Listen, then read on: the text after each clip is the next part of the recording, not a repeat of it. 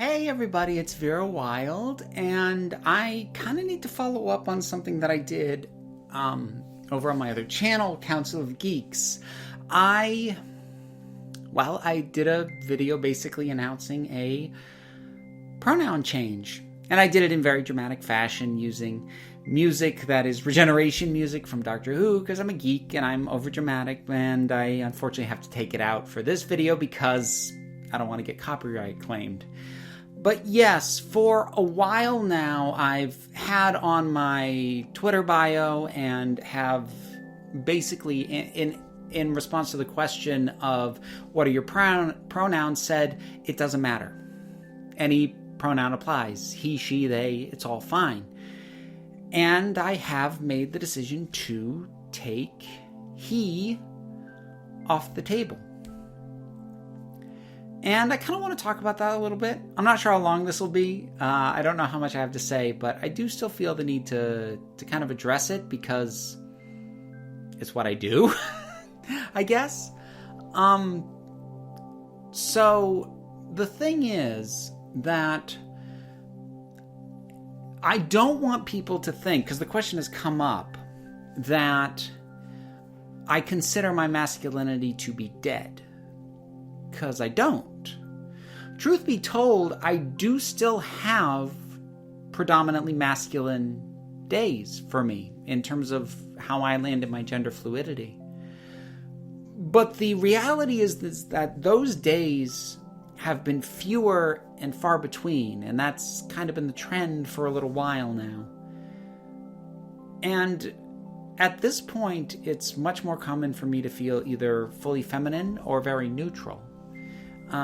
But not feeling masculine happens so sporadically and inconsistently and increasingly rarely. That's part of the reason that the pronoun he doesn't make as much sense for me anymore. There's another element to that as well, though, because I was finding that, and this never used to happen, like with any pronoun, but I was starting to find that when I would hear he, when I would hear myself referred to in the masculine, and if I was not in that mindset, which again, increasingly uncommon for me to be, there'd be this little twinge, this little wince that I'd have inside at hearing that. And that didn't happen when I heard she or they, even if I wasn't fully feminine or, in a more neutral area. Even if those didn't match my current headspace, I never felt a twinge hearing those, but I would feel it hearing he. And I suppose that brings up the idea that,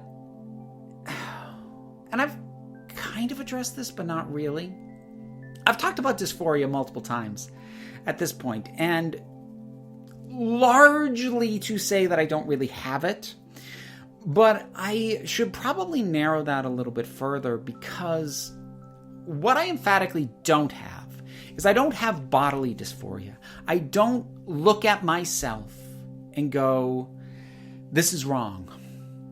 Like, this shouldn't be there, or that should be something else, or looking at myself and thinking I am wrong. Even on days where I go to one or the other extreme of feeling fully masculine or feminine, I look at my body with my breasts and my original set of genitalia, assigned male at birth, and I don't think that's wrong, that shouldn't be there, regardless of headspace. So the main reason I say I don't have dysphoria is because I don't have the version that is the most destructive for most people, which is to feel wrong in their own bodies. I may have developed a certain degree of social dysphoria, though, because there's that twinge, there's that wince, where if that's not where I'm at, hearing it throws me off and seems wrong. Experiencing it doesn't, but hearing it does. So to whatever degree I experience dysphoria, and again, I'm going to, for the most part, say that I really kind of don't, because what I experience is so minor and is so not even close to the scale of people who have to actively combat it every day of their lives. I don't have that. I definitely don't. But there is a social element to it. And that is a big part of my removing he from the list of options. I feel like a he so rarely now. And even if I am in a masculine headspace, if I hear she or they, that doesn't bother me.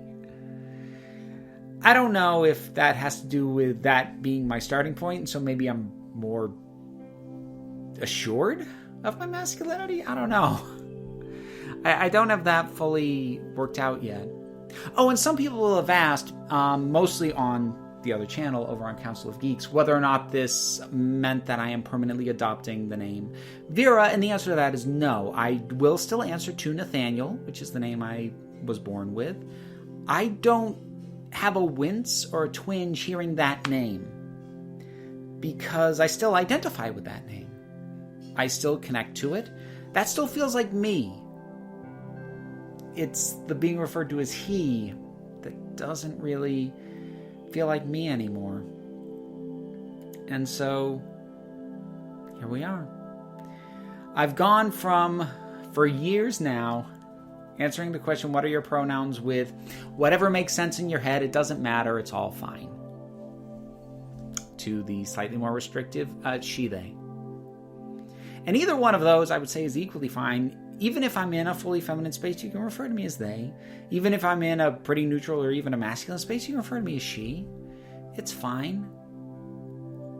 Because I still don't expect anyone to keep up with my shifts of self and to adjust their pronouns on the fly with how I'm presenting, or try to parse how I'm feeling at any time and try and line that up. Like, don't give yourself that stress. I'm not stressed about it. There's absolutely no reason that you should be. But this is me. Vera, Nathaniel, she, and they.